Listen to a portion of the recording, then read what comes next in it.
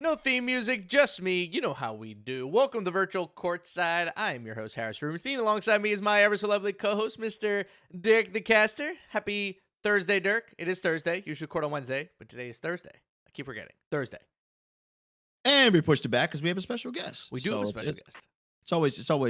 it's good to do. How you doing, my friend? How's everything holding up? I'm good. The little pup is being a nightmare, but we are getting we're 20 days away from the start of the season, buddy. How's that feel? Are you excited? You nervous? Excited and nervous. Mm. Not every. I'm more nervous just to see the structure of how things are. I mean, we talked about it. We've been busy with the league the past 7 years of like 4 days a week. Now it's one day cut out, which to a lot of other people doesn't seem like much. It's like, it's just one day. It was like, well, that makes a hell of a lot of a difference from like having 76 shows going down to like 54 shows now. So that one day really does impact things. So yeah, you know me, I'm big into having like a rhythm and flow and a routine, right? Yeah. A daily routine. And so anytime that my routine has to drastically change, that's where I'm like, okay, now I gotta get all this done. It takes about a week and then I'm usually good. So excited and nervous, but probably more excited than nervous. I feel that. That's kind of where I've landed too. I am excited to have a little bit more free time. I don't know what Yeah. we're gonna do with all the free time. Probably play pro clubs and maybe talk about the league on Twitch. I don't know, but we'll have more free time. It'd be nice to spend more time Yeah. with our families and the dogs during the season. But you and I are so used to working like crazy. It'll be a weird adjustment. Obviously, it'll be adjustment for the other talent too. So we'll figure it out. The good news is that alongside of that, they can kind of get into our lead thing for the day. Is the schedule was released. We Yep. officially got to see kind of how everything is structured. 1 week of group play, 2 weeks of bracket play. For 3v3. No in-person 3v3 until we get to the 3v3 playoffs and finals at the end of March. Or at the end of April, excuse me. The end of April. I was will be about the to 3v3 say, I was finals. Sorry. like, We're starting in March this year, basically. But yeah, the end of April will be the 3v3 finals. That'll be the first time we're in person this season. The Switch and the Slam have the same structure of 1 week of bracket play and then 1 week of group play, 2 weeks of bracket play. I can't speak English today. And then we will have the Steel as usual. I mean, it's less. I'll say this. People were asking for less 3v3, and guess what? They're getting less 3v3. There will be less overall series and less overall games played this year, which probably for the better. It does suck that with the general format change, this has also affected the fives structure as well, but less threes. And I guess from that perspective, we can all be happy without reflecting it over on the 5v5 side of things. yeah, I still wish 3v3 was best of three instead of best of fives. That's just I still will never know. I mean, for playoffs, best of fives, and once you get to bracket play stuff, yeah, give me best of fives. But for like the group play stuff, I feel like best of three is always good. But yeah, it again, it's just it's gonna be a weird year for everybody in terms of I know like obviously Glow the Reels is always the one I see posts about like the five structures. Like, damn man, like we went from this year playing this many, and then now it's cut down to this and then this. So yeah, I'm looking ready to get everything on the way. I mean, it's crazy that we have our playoffs and finals in May. Like I know. that is going to be a major adjustment for It's us. gonna be weird. You mean June? I thought you said it was May. Well, it's the end of April, technically, because the first week of May, I should know this because I'm moving that week. The first week of May, we're off. We got the bye week. So we finished Oh, threes at the end of April. We got the bye week the first week of May, and then we start back up in fives like May 12th or something, I think. Hold on. see, you're more in tap with this. I didn't even know we had a bye week. May 8th. May 8th, we start back up for fives because May 1st, I'm moving, and that's during our bye week. That means that the finals, I believe, is like the 27th or the 26th of April. That week, yeah, the 24th through the 27th. That's our week. Bye week. Bye week, yeah, it's gonna be fun. Thumbs up. I'm very interested in how threes is gonna go this year. I think last year it was received pretty well. I actually think the audience was pretty good for it. I think we did see though that like during like the dead nights, right? Like a random Wednesday at like 9 p.m. There'd be like 1,300 people in there, right? Like it wasn't exactly bringing in like the biggest audiences we've ever seen on those random nights. So I'm hoping that with this new structure, everything just matters a little bit more, and all these games mean a little bit more. I mean, so often it was just felt so meaningless. I mean, the T-Wolves played 170 plus 3v3 games last year. Like, how are you supposed to like know which ones matter if you're the audience? So it'll be a little bit easier to make that distinction this year. But yeah, I'm excited for threes, excited for fives. We gotta go fast because our interview is coming up soon. Should we tell people who we're interviewing, or should we wait? Should we have it to be a surprise? Surprise. Okay, we'll have just skip through if you want to see who it is. one more topic before we go, because this happened in between the last episode and this one. Ramo did his spaces about his suspension. I mean, we talked about it a lot when the head coaching move was announced, when Jay Money got picked up, when Ramo was released, when the press release came out. So do you have any more comments about the Ramo stuff, or you feel like you've said everything you wanted to say? I think I said everything I want to say. I jumped in pretty late into it. I jumped in when it just turned more into a community spaces at that point, and they were talking about like the same conversations that we've had, I think, since day one. Well, what can players bring to a team to make it more valuable and like content and blah, blah, blah, blah. So yeah, I think I said all of I needed to do. I don't exactly know what he had said on it. I know his brother was chiming in a lot, which his brother always has his back. His brother's always got something to say. Yeah. So I saw the tweets post following it, but yeah, I don't really, it's kind of like moved on now. We're about a month out from all that happening, maybe even a little over more than a month. And I think with all the season focus now going over to Jay Money and just kind of everything in general ramping up, it's kind of like topic that just needs to die out. I agree. I will say I was surprised to see all those tweets where people were like getting on Ant for like for reporting it, and it's like, guys, it's still the NBA. Like, I think what people should know, right? And some of this stuff has to get reported. Yeah, you might know more than I do. Like, I'm pretty sure at that level, like if there's an incident that doesn't happen, like, you have to report it. If you don't report it and they find out, you will get in trouble. You'll get in trouble. Well, so that's what happened to. I mean, that's what happens on the gambling side, at least. Where, like, if they know that you know something you didn't tell them, then you're guilty by committee. I think with this, it's like, a lot of the tweets are out there being like, oh, like crazier things have happened in the league and not gotten reported. Like, why did something like this get reported? And all I'm going to say is that incident also should have gotten reported. Just because that one didn't doesn't mean that this one shouldn't also. Like, I think we forget a lot of the times that this is still the NBA. And if an active coach puts his hands on an active player at a league sponsored event, it has to get reported. Like, it has to. Like, there's no, oh, Ant's a rat for reporting Ramo. It's, guys, we're an NBA league.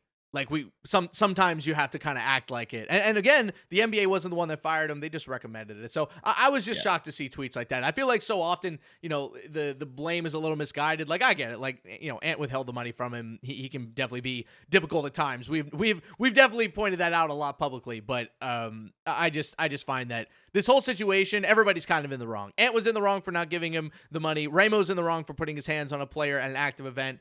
Actually, those are the only two people who are in the wrong. The NBA is kind of in the right, and you could argue the T-Wolves are kind of in the right too. So, 100%. We'll see how the whole situation works out. But I'll tell you one thing: I am excited to see Pistons T-Wolves on stage this year. I wonder if there's going to be a little juice, a little energy, a little juice coming in. There's a lot of juice regardless. Juice. Despite anything. So yeah, now like factoring all that in there is going to be even more. I'm kicking India because India just decided to join the Discord while we were talking. All right, that's actually a great sign. Let's cut over to our interview. I'm going to spoil the interview right now. We are talking to Brendan Donohue today, the former commissioner, president, managing director, everything. I feel like he had every single title of the NBA 2K League. We're going to talk to him about a lot of interesting things. I don't know what we're going to talk to him about because we haven't recorded it yet. So without further ado, let's go talk to him right now, and let's transition into our interview with BD, Mr. Brendan Donohue, the former, I still can't get your title right, president, commissioner, managing director, guy at the top of the ladder of the NBA 2K League. BD, how you doing? An intern, guy who took 1 a.m. calls from Idris. Like I did it all. I did it all. So BD, we got to start at the top. What is? I mean, you're sitting in an NBA 2K League chair right now with the season 1 draft behind you. So what is life for you without the NBA 2K League so far? What's it been like? Listen, it's been great. I'm fortunate. My son is a senior in high school, so getting a chance to enjoy his senior year, going to his swim meets and stuff. And yeah, Dirk shaking his head like he remembered the little kid walking in the studio one or draft night. No, it's been fun. Honestly, it's a chance for me to kind of I had never taken more than 10 days off since college. And I am turning 50 this year. So that put in perspective kind of how long it had been. So I'm happy to kind of to recharge the batteries a little bit.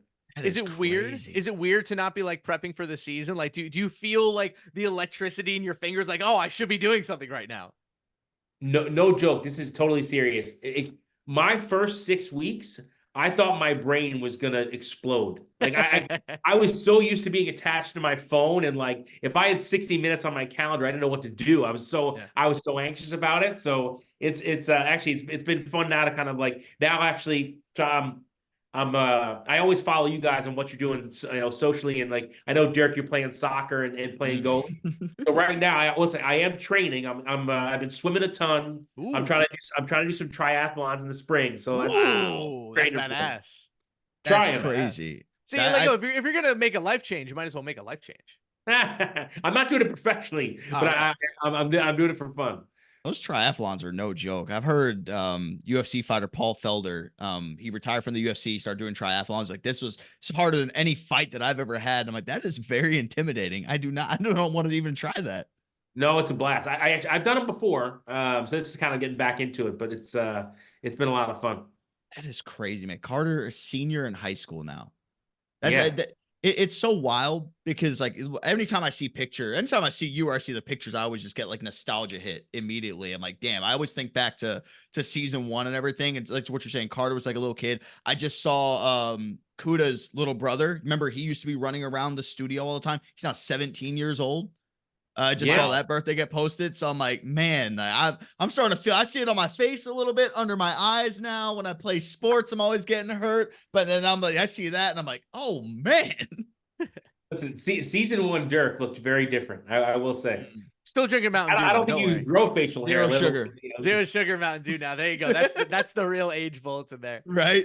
So BD, now that you've kind of had a couple weeks to like really like take it in and kind of, I guess digest everything a bit, like what is your feeling on the NBA 2K League? Like when you think back, like what's the vibe, I guess, from your sense? Like do you feel good about the work that you did in the league? Like do you feel like you left business undone? Like kind of where's your head at after a couple weeks off the job? Yes, it was the best job I've ever had in my life. It was a blast. It was, when you think about it, we started with 6 people. Mm-hmm. And TJ is still there, but I mean 6 people, and we were trying to put on the draft, which Dirk knows. He got like hired the night before the draft and ended up doing a 7 or 8 hour broadcast practically by himself. So it was, I mean, from then it was so like gritty, and like in the first couple of years, then we got better talent, both on the playing surface and off. And so it was just fun. I mean, and even when I joke about like getting those 1 a.m. calls from players and stuff, like people calling saying they couldn't live away from home, and they were calling me upset. Like that was the fun of it, right? It was just like, it was the business part. It was the building the stage and creating that excitement. And then the flip side was also like, I love to me, like the toughest thing, Harris, was frankly making the decision to leave. Because it was bittersweet, man. It was like, it's my baby at the same time. And like it was very emotional. It was a lot of emotions, and we shared some ourselves, even around like when we first kind of talked about the decision. It was it was tough. I mean, I genuinely care about the folks. I consider myself a servant leader, and like I love the team, and so that was the hardest part by far. And so I still and listen, I'm glad we're talking live, but I mean we definitely could talk off this, and you guys will have me as a friend for life, and I feel the same way about the team. Yeah. What was last season like for you? Like, it sounds like this was a decision that was made prior to last year. So like, was it weird kind of like going through last year? Like what was your feeling? No, if anything, it made me appreciate all those little things. It made me appreciate sitting in the studio with players and like having conversations. Like that's the stuff that like even go back to season 1, like getting to know all the players one-on-one, and like the Ramo that I saw season 1, or the Walnut or Dimes, whatever. And then the last season, like seeing those guys mature and become like grown men and have different priorities. It was, and seeing themselves as go from like being, just the great players to all of a sudden being leaders of organizations. Like that was a blast to watch that all kind of come to fruition. And frankly, I'll say the same of you guys. Like going from the guy who was sitting in the back of the room doing social media posts, Harris, to like being totally a part of the broadcast and watching Dirk like go from like the new guy, kind of learning under Scott to now being the mentor to a Demon JT. Like that stuff's awesome. Mm-hmm. I mean, it was a special year last year, just like with how great the gameplay was. I thought we really figured out kind of the broadcast team and what like the proper vibe was. I thought our player base too. I mean, you mentioned the talent on the court. It's kind of nuts to see where the league was when I came in and when you guys came in season 1 and season 2 and where it is now. What do you think that is? Like, why do you think it is that we keep finding guys that just have so much talent? Like, where do these guys come from? Like, did you guys notice at least something behind the scenes that kind of predicated all these guys coming in, or were you just as surprised as everyone else? No, I think it's twofold. I think one, frankly, I think the system to find players got better. Mm-hmm. So, I mean, it went from just the combine itself to adding local tournaments, adding tryouts. This year, adding a combine in person. Like, it kind of the process kept getting better and better, and that's naturally going to unearth the best players in the world, hopefully. I think that's one piece. And then the other piece, I think there were players, I'm trying to think, like players like Glizzy, who kind of were inspired by those early season guys and dove all in on the game. And like, by the time they came along and got drafted, like they had seen so much and kind of been inspired by the Fabs and the Dimes, all those guys in the early years. So I think it's a combination of a couple of things, but I think it's naturally kind of evolved in a good way. Dirk, you ask a question. I've asked like 4 in a row. So I was trying to figure out a way to like chime in if I had to say anything. My thing, BD, is like I feel like a lot of people this year job title, and for the most part, you'd be out at the events, and there are some people who like wonder what was like the day-to-day life when you were with the NBA 2K League, right? I'm assuming that pre-COVID and post-COVID maybe just like a little bit different. But like what was like your day-to-day operations? Was it just like meetings all day, like trying to get sponsors, or was it trying to figure out this is the next place that we're going to go roll through and do an event? So first and foremost was putting on a great event, putting on a great product. So like it was more, I was always flying in and out of like each department. So like it might have been the broadcast, it might have been content, marketing, sponsorship, league ops, etc. Like it was being dangerous enough to have a good conversation in all those areas, but also knowing, frankly, that like TJ knows event management better than I did, or Matt knew broadcast better than I did. Kind of like, frankly, it was more about understanding what they wanted to do, making sure it aligned with what I thought was best, and then frankly trying to remove landmines, like trying to get like if they were struggling with this or struggling with that or struggling with their budget, like helping them frankly just remove problems from their lives as much as I could. So that's what it was. It was more just kind of being across the whole thing. And then as I mentioned, like on the player side and the team side, it was always, I mean, there was never a normal day by any stretch of the imagination. It was always something crazy coming up, popping up. It was, you had to deal with fines or suspensions, or, it just challenges came up. That's just, and that made it fun though. Like, everyone would always be freaking out in the moment. And I think I got enough scar tissue to like slow things down and be like, okay, guys, it's not that big a deal. We've handled these kind of things before. We'll handle them again. Like, it's all good. Like, but the biggest thing, honestly, was just like, putting great people in a place where they can succeed and getting out of their way. What was you bring up the fines and suspensions, that process, right? Because we always saw the press release and it'd be like, yeah, like the end would always finish it off, says Brendan Donohue, blah, blah, blah. Was there any that would ever come across your desk and you just kind of sat there like scratching your head? I was like, really? Like you did this? Oh, a million times. I mean, the number, and I will say the number of conversations I had off the record with players being like, seriously, like, give me a chance to defend you. Like, you can't keep doing these things. But yeah, I don't know. I will say I'm a softie that way. Like, I was definitely the one who was trying to like talk down the punishments at times. Sure. Because I had such good relationships with the players that I wanted to, I knew the human side. Like, there were so many guys who I saw make big mistakes that I also saw the human side of them, like in the studio, talking to them, like seeing them with little kids in the studio. Like, you realize that genuinely at their core, they're good people and they just screwed up. Yeah. And frankly, when I wouldn't want anybody to take a snapshot of me at 19 and make, I mean, we all made mistakes like when we were younger. So I don't know. I always had a soft spot in my heart for players. But listen, but we also on the flip side, if you don't address bad behavior, like then everyone's gonna go nuts. So Yeah. I think you also got to make sure that the model guys, insert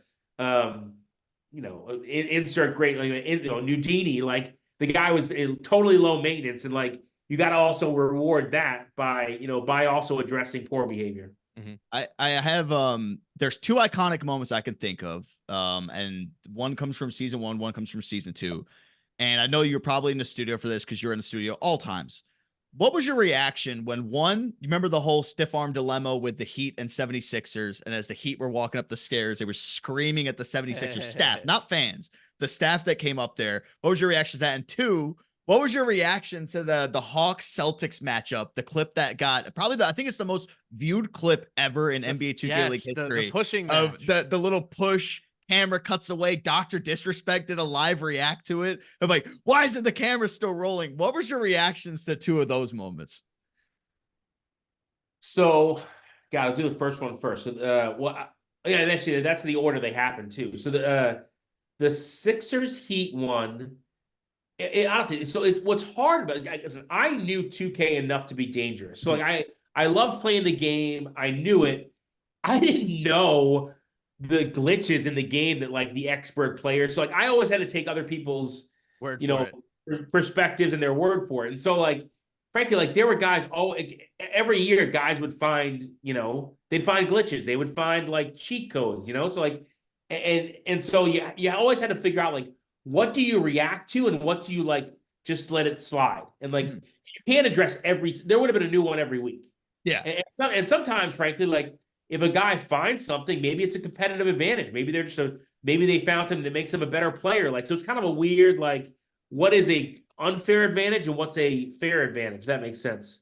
And stuff like pressing. And I never thought I'd use expressions like pressing B in the paint. Like, I mean, just the stuff I never knew I would have to know. But it's funny. So Wolf was the original one that found the stiff arm, right? Do we call it the stiff arm? Yeah, we call it the stiff arm. Yeah. And then of course the overpowered small forward. That in itself was a whole issue unto itself. And Authentic going for what was it? Did he go for 84 or 81? Was it 80? 84?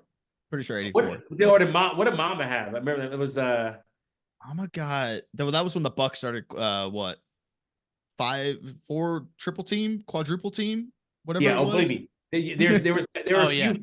There were a few funnier conversations in the 2K League office than me going off on a mule, cha-ching sing for basically trying to intentionally stop Mama's, intentionally they were fouling, they were holding the ball and trying to stop Mama from breaking the record. I'm like, have it playing defense instead of that team was so bad. That team was bad. No, so I don't want to answer. I want to answer the question though. So yeah, so like everything, what I would say is like I talked to the Heat players, and literally I remember going up to their room and Hot Shot showing me exactly what he was doing with his hands, and like showing me exactly what he was doing. And frankly, he was not breaking the rule that we outlawed. He was actually doing something totally different, and he was showing me how to. So like that's all I could do was take his word and like took his word for it and the other experts' word for it. And then, of course, having to go to the Sixers and explain to them that he's not doing what you're suggesting. They were screaming at me, and they're all trying to fight for money, and they wanted to win the finals. And so it was, and then also like, I remember Radiant sending out a post complaining about it during this whole, like, as it's all going on. And I'm like, Radiant, you're sending out a post, and me and Radiant had a great relationship. He was like, I'm sorry. He's like, so no, it was I think all you had to do was let the players know you were trying to find the fair answer. Like they could deal with anything as long as you were trying to be fair and trying to find a fair solution, like everything else. And I think once they transparently knew I was trying, like they were cool with it. So that was interesting. But then you mentioned the Fab, and I guess who was it? Fab and Rando, yeah. Yeah. And then a little bit of Hot Shot. And a little bit of Mel East. A lot of Mel East, actually. Exactly. So I remember thinking to myself in my head, I'm like, oh my God, this is actually happening. Like, we never had anything like that. So my first thought was, like, is this safe? Like, is this environment safe? Like, I mean, safety, like, was my number one thing, like making sure we put out the fire as much as we could. And then secondly, I mean, all of that was going on. Like, Matt and team were doing the broadcast. And so, like, frankly, like, I think they automatically, like, they put their NBA hat on, like, and just shut it off, like, just, cut away from it. But then you're right. Like, it was also great content. So, like, I wonder if, I bet if that happened in season 6, they would have rolled the cameras a little longer. They would have either rolled the cameras a little longer, or they would have had so much footage backed up that would have been used for playoff hype or something like that. That would have been thrown into the mix. I agree. And I was down on the floor, and then Mel East, like, I'm like, dude, will you just chill out? Like, and again, that's where, like, happened the relationship with the players. I'm like, I knew Mel, and meanwhile, whenever his mom showed up to games, he'd be Mr. like, buttoned up and my goodness, wouldn't say a word. But then he'd be talking trash and out of control when she wasn't there. But it was that was the fun of that first season, where it was like anything could happen. Everything was a first. Mm-hmm. And I remember the other one was I thought was funny was when the famous Blazers, they had the Cinderella season, and then in that game where then Wallach goes baseline and the ball goes off the bottom of the backboard. Mm-hmm. And I remember Cameron looking back at me in the crowd, like, as if, like, somehow I was controlling my phone. Like, I didn't. You're the one who's gonna, like, make the ball go in instead. Yeah. You got it. That's funny. I think all that stuff though was it was crazy and stressful, but it was also kind of the fun and why you love it too. 100%. That's why I was like, still to this day, I mean, I always say to everybody, there's a lot of new people who maybe started watching during COVID, and there's still new players coming into the league, or people who just started watching the league that they've never seen a broadcast from season 1 or season 2. And I'm like, please just take some time, go, like, watch this finals this year, or go, like, watch this clip, and you'll sit there and be like, oh, so that's what you went through the first 2 years. Like, that's what things were like. The other takeaway I had season 1, and I didn't know this was going to be the case until I saw it play out, was so season 1, I remember universally, like, when people were rating rosters, the Sixers were at or near the bottom by most like experts, in terms of, like, just their pure roster. Yeah. Like, it was highly criticized as far as and just on pure, like, roster. And so what I quickly realized, and what continued to play out year after year, was just the value of culture and teamwork. And I think it is the most by far underrated quality of successful teams in the 2K League, without question. Like, every single time you see, like, the teams that get it right in terms of, like, playing together and building a culture, like, they are always the ones standing at the end. PD, because we are limited on time for the Zoom. I want to ask you two big questions before we get you out of here. I think we have like 10-15 minutes left on the 40-minute Zoom. First question. You were obviously the man in charge during COVID, when the league was going through COVID. We were all in the NBA offices the first day that everything shut down. The first thing I want to talk about is COVID. Second thing I want to talk about is 2K. But first question with COVID, what was the first day of the COVID breakdown like for you? And follow up on that, when everything really started to break down, going, like, throughout that year, like, where was your mental health at as, like, the leader of this league while we were all trying to, like, put this league on? Like, what was going through your head during that time? Yeah, it's a good question. So I think first things first was, again, safety, right? It's like, can we possibly host games in this studio? The answer quickly was no. Like, once the NBA, and this is where Adam is so incredible, like, he was the first to move, first to act in terms of, like, shutting down the NBA because it wasn't safe. And so, like, we were so lucky that we had him. And then, frankly, like, had access to, like, these, like, next level doctors who were helping assess everything we were doing. So first things first, like, how do we deal with, like, players in market, COVID? How do we handle all of this? And then, frankly, then, like, it quickly shifted to, like, wait a minute, we're one of the few products that actually can still do games. Mm-hmm. Like, so we quickly got with 2K, and we're like, can we do games that are like, the league build was set up to be played in person, Like, could we possibly do this remotely? And also got with our broadcast team, it was like two separate like ongoing sprints of like, can we figure out a way to play the game and can we broadcast the game? And credit to like Matt and his TJ and his team, like they quickly created a virtual studio where you guys could actually be injected into the broadcast from home, which was remarkable. So like, honestly, Harris, like as scary as it was like March 15th or whatever the date was when it all went down, like in a serious way, in my mind, I was like, okay, wait a minute, this is an opportunity. Sure. And like, what can we do? Like, can we we're going to get more eyeballs than ever. And frankly, like our whole season, we were on 27, I think 27 broadcasts on ESPN2. Yep. Like think about that from like the first draft day to like that moment where like, that was one of the high points of, that year. Mm-hmm. What was it like? Was it weird to be running the league while COVID was going on? Like, because for like, as a social media guy at that point, like we were all like blinders on, heads down, like we got to get through it. Like, what were some of the like the weird things that you were encountering, kind of at the top of the ladder when it came to like COVID and stuff? No, I think it was frankly, this is where like the NBA and 2K were awesome to work with. Like, we were very nimble. We were making a lot of decisions. I wasn't having to check in with a lot of people on what we were doing. Like we would go. And like we were going to take advantage of it. We had to move fast and be nimble. And so we did that. So that was cool. So one of my takeaways was like the board that I reported into, like they were super supportive of us kind of like taking advantage of the opportunity. So that was awesome.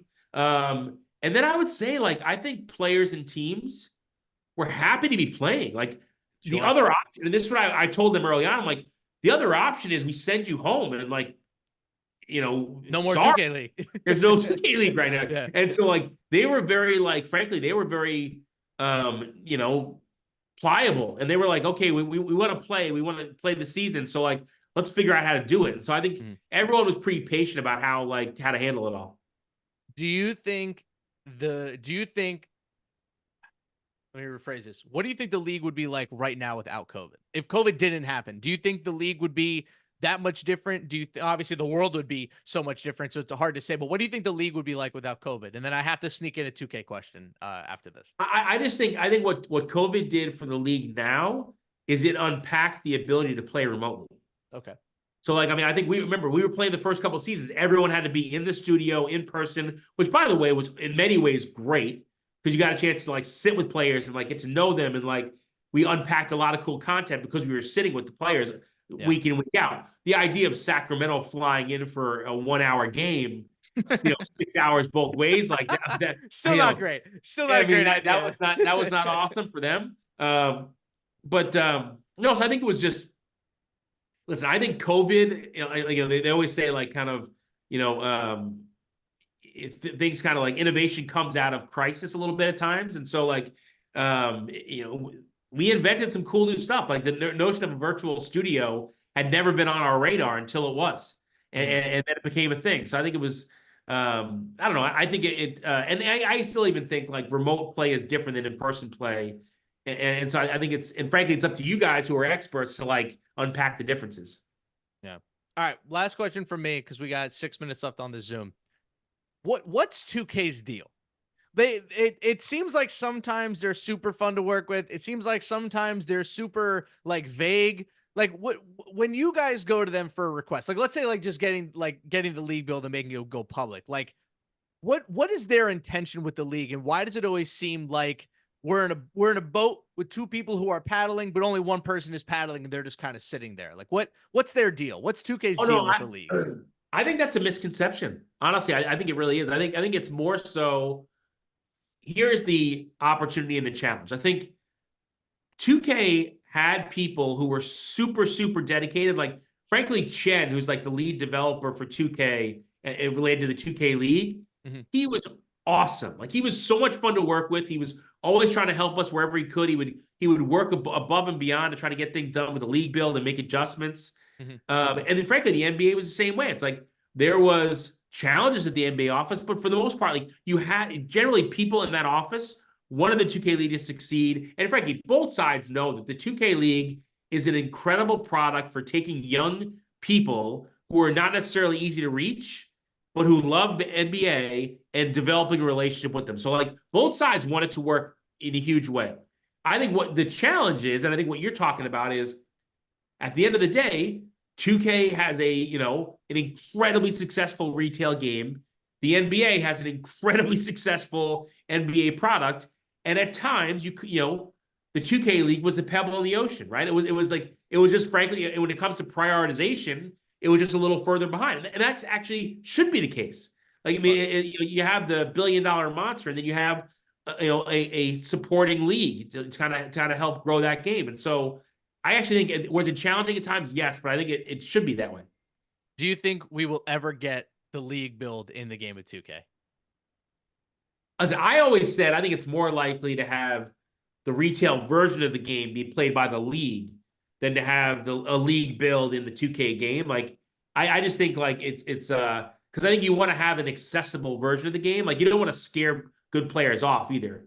To me, it's more fun to have for a player to know the game they're playing it'll make them appreciate the pros. Right. All right, Dirk, we got 4 minutes left. Any last questions for the man you call your second father? Yeah, dad number 2. Dad number 2. Maybe I'll go back to the blonde hair for this year. Just go bring get the haircut too. Just to make it I guess we could just kind of like give you the platform to, a lot of people miss you out there. Obviously, you're the godfather, the founding father of everything that we kind of know with competitive 2K. Like, I feel like there's a Mount Rushmore. I don't want 4 heads. I want LD2K and then Brendan Donohue just right here, just staring down. So just kind of like the message that you maybe have for people, right? Maybe there some uncertainty of like, okay, do I even want to pursue this league? What's the future going to look like from the league? And just kind of like the backbone of knowledge that you have over the past 6 years of how good of hands, everything is in with all those people that you have worked with for so long. Listen, so first off, I think the league is in great shape. I think the future is bright. I think the game has never been more popular. I think the 2K League is going to get better and better about kind of capturing the great things about the league that we love. And I think and frankly, I think a new set of eyes is a great thing. I think someone who, like, I was almost too close to it. Like, I think someone coming from the outside, frankly, is a positive thing in terms of like coming up with new and fresh ideas. I will say I was. Harris, you asked a question earlier about like that last season. Yeah, I had to get that NBA player deal to the finish line. There you go. That was definitely my big war I had to get done. And so like getting that done was incredibly powerful, and I'm excited. And frankly, I'm so excited to see how that plays out at All-Star and NBA All-Star and Indy for the first time. If there's any bittersweet moment for me, I wish I was there to see that first event. But anyway, it'll be awesome. You can still go. You can hang out with Dirk. It's free. Dirk, you can pull in a cot, a hotel cot, and VD sleep on your floor. Do I get to pull some strings and be like, yeah, I got a VIP guest that needs access into the event? I think for the first time in 15 years, I'm going to be home for a Valentine's Day. So I think I think I better not pass out that opportunity. But then I would just say, like, what I love about the 2K League is just how many voices and how everyone cared, whether it was you guys, fans, players, like everyone cared about just growing it. And I had so much fun leading into that. Like, it was just so much fun to like try to find new ways. And we were always making adjustments, adding 3v3, adding remote play, like doing all the, making the draft a big deal and how much fun that was, like the picture behind me. So I think, and I also think we gave the players a voice, which, I think was really important. So I think, I don't know, man, I would just say, like, as I think about the next chapter, I'm just so grateful that, like, I had so many great experiences of like, whether, listen, there was fun part of sponsorships or the broadcast and running a broadcast, dealing with players. Like I can tell you now, when I'm talking to some other organizations, like I end up talking about like taking player calls at 2 a.m. and like that, like, as stressful as that was at the time, like it's also so cool that we had that relationship that a player thought they could call me and thought to do that. Like, that's actually a cool thing too. All right, well, we got 45 seconds left. So it is time, unfortunately, to say goodbye because you have important meetings to go to, and I have to pick up my dad from the airport. So BD, thank you for coming on. This will not be the last time we have you on Virtual Courtside. Oh. Hopefully we'll have you again. We appreciate it. We wish you the best, and hopefully you'll be watching us from Twitch this year. I hope to see you in the Twitch chat. No doubt. Love you guys, and I'll happily do it again. We need to see BD for some midseason analysis because I know how much we wanted to only talk about the gameplay when we were there, but they gave us PR questions that we had to ask. Time to talk about the game. No script, Dirk. No script. All right, VD. See ya. Later, guys.